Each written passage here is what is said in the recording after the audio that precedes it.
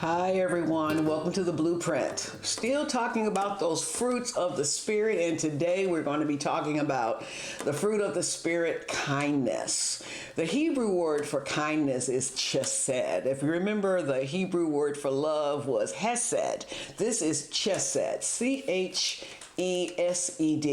and it signifies the kindness or love between people as well as the mercy of God towards humanity. So in a biblical context, chesed is often associated with devotional piety. It also can imply acts of kindness taken to help others. And the term is used both in the New and the Old Testament. But kindness is more than being nice. All right? To be a kind person is more than being nice. It is an active expression of love and compassion that is rooted in God's character and demonstrated through Jesus. So kindness means showing compassion and generosity to others regardless of how they treat us. It is a reflection of God's kindness towards us, who loved us and showed us mercy even when we did not deserve it. So again, there's nothing that we can do on our own. This kindness should take you back to the time before you were saved, and God did not let you die. God took care of you, but he did it out of this chesed, this kindness. You didn't deserve it. You weren't even following him, but he was kind to you anyway, which is the way that we are supposed to treat other people.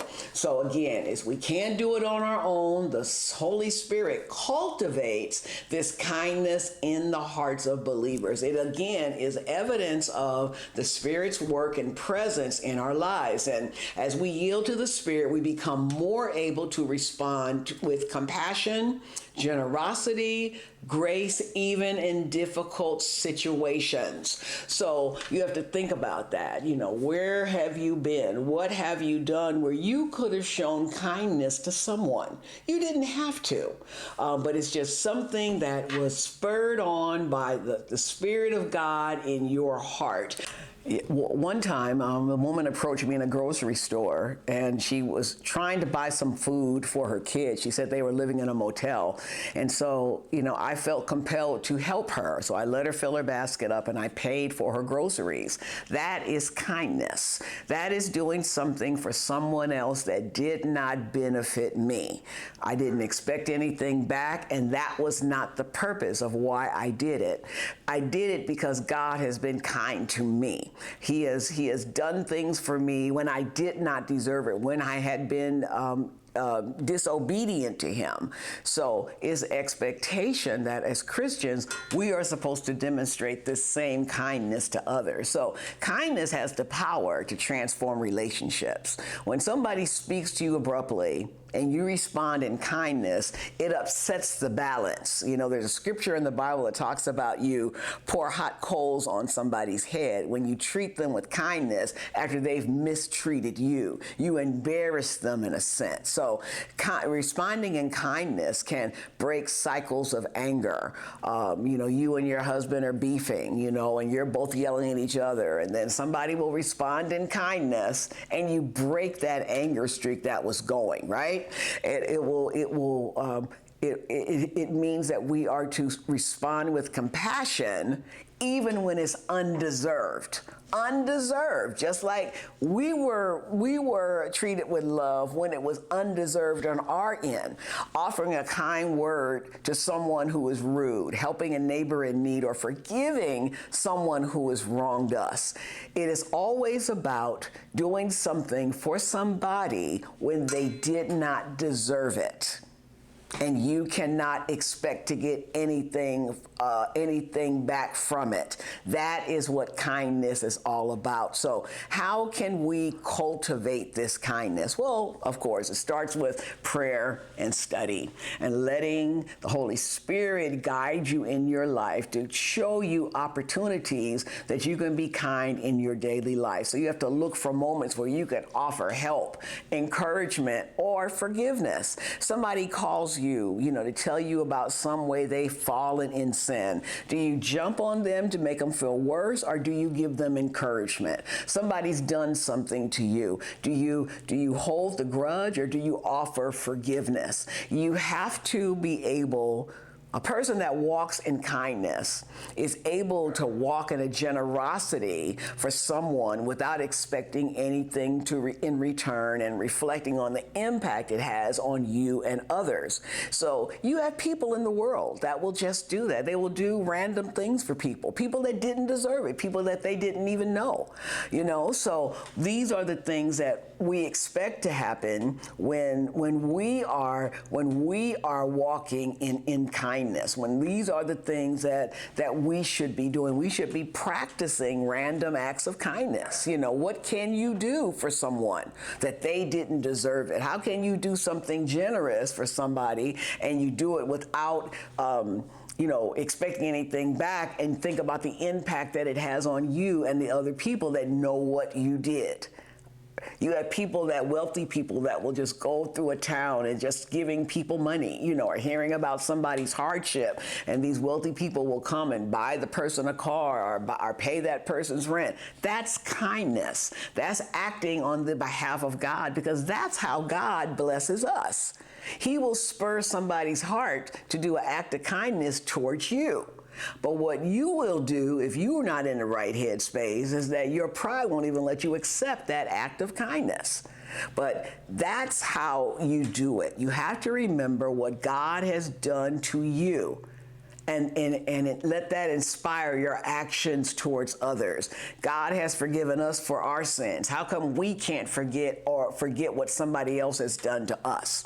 In Ephesians 4:22, it says this: be kind and compassionate to one another, forgiving each other, just as Christ and God forgave you. Titus 3:4-5. But when the kindness and the love of our Savior appeared, he saved us, not because of righteous things we have done, but because of his mercy. And that's the key behind kindness. We're kind, not because we're trying to be this benevolent person, but we have mercy on the people, because I know that if there's somebody that is angry with me for something, maybe I did something to them, if they're so angry with me and they can't forgive me, then my job is to keep peace and to perform some act of kindness with them, right? So kindness is a fruit of the Spirit that reflects God's love and God's mercy. And as we yield to the Holy Spirit in our life, we become empowered to show compassion and generosity, transforming our relationships and our communities with this spirit of kindness. So how can you practice this in your daily life? Just a few things. You can offer forgiveness. People that have done things for you, you can offer forgiveness just the way Christ forgave you. And this act restores relationships and reflects God's heart of mercy. It lets that person see that I know I did Joanne wrong, but Joanne still forgave me. So that my actions will help draw that person to God. Another way I can do it is by speaking kindly, using gentle words with people, even when they are wrong. You can approach a sticky situation in anger yourself, and your tone is all off, but using gentle, encouraging words with families and friends and colleagues, especially when it's hot, especially when the tensions are high. Kind speech can diffuse conflict and build trust just by your tone, just by coming along with this kindness, helping those that are in need. You can volunteer your time. You can support somebody facing hardship, whether it's preparing a meal, offering a ride, or helping with a task. Those are all things of showing kindness. When you are working with an organization that that's fighting human trafficking, or you're working with an organization that's fighting homelessness. Every time you are there on those streets passing out food, passing out tracts, that is demonstrating the kindness that you have because God was kind to you. And not going down there looking down on the people, critiquing the people about where they're living or how they're living, is just understanding that God is using you to reach out to that person. Kindness also helps us show patience and understanding. That, when you have people in your life that have weaknesses, they just, like, people that are late really are the ones that get me. People that are not on time, they're not timely, and no matter what, you said you're going to be here at this time, you didn't show up. So I have to respond with kindness and patience rather than fussing at them when they finally show up on the scene. And that's especially important in families or in close relationships and at work. Again, you can practice random acts of kindness. Do something kind for a stranger. Pay for somebody's coffee. I know once I'm in the line at McDonald's and I asked the lady as I was paying for my food, how much is the food for the people in the car behind me?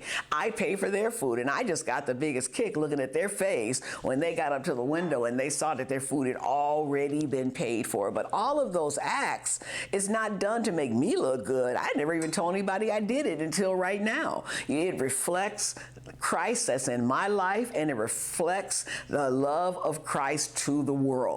And another way you can show kindness is by seeking reconciliation. If you have people that are estranged from you and your family, you can seek to mend a broken relationship, seeking peace and unity, even when it requires you to come there a little humbly, right?